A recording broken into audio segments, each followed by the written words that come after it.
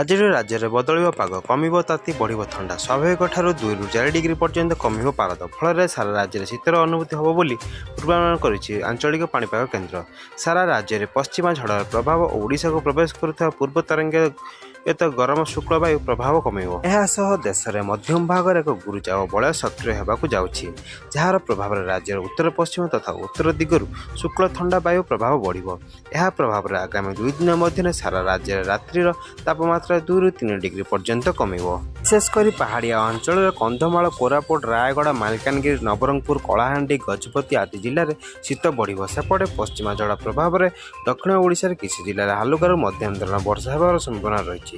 मयूरभंज, बालेश्वर, केन्दुझर, भद्रक, जाजपुर, ढेंकानाल सह गंजाम, गजपति, कंधमाल, रायगड़, कोरापुट और मालकानगिरी हालुका वर्षा हेबो बोली पाणीपाग केन्द्र पक्षर सूचना रखिछि। बास यह थिला पाणीपागर लाटेस्ट अपडेट।